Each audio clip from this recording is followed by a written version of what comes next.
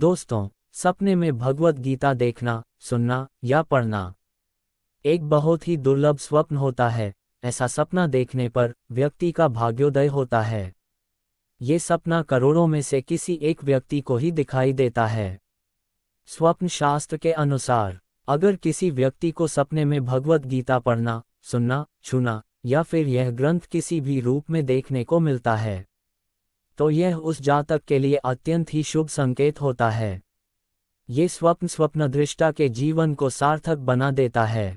गीता जी से जुड़ा कोई भी स्वप्न आने पर व्यक्ति को सुख, समृद्धि, शांति, ज्ञान, यश और आध्यात्मिक उन्नति की प्राप्ति होती है। भगवद गीता ज्ञान का प्रतीक होती है।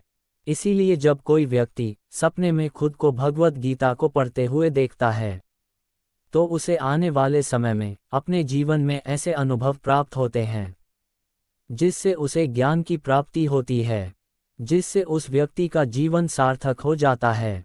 भगवद गीता एक ऐसा ग्रंथ है जिसमें दुनिया की शुरुआत से लेकर अंत तक की बातें बताई गई हैं। यह अज्ञान से ज्ञान की ओर ले जाने वाला ग्रंथ है। अगर कोई व्यक्ति भगवद गीता को ध्यान से पढ़े, और सिर्फ पढ़े ही नहीं बल्कि पढ़ी गई बातों पर गहराई से अमल करे, तो वह जीवन के उद्देश्य और मूल को समझ सकता है और अपने जीवन को सार्थक बना सकता है।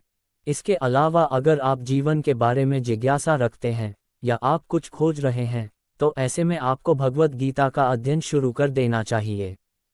क्योंकि जब व्यक्ति को सपने में गीता जी सुनना या पाठ करना दिखाई पड़ता है, तो ये सपना उसके लिए इस बात का संकेत हो सकता है कि आपको गीता जी के अध्ययन की जरूरत है। इसके अलावा हमारे आसपास कई अज्ञात शक्तियां घूम रही होती हैं, जो प्रसन्न होकर किसी भी व्यक्ति की मदद कर देती हैं या प्रतीकात्मक सपने भी दिखा देती हैं। तो हो सकता है कि आपको गीता ज्ञान की जरूरत हो, इसलिए आपको उन अज्ञात शक्तियों के द्वारा ऐसा सपना दिखा दिया गया हो।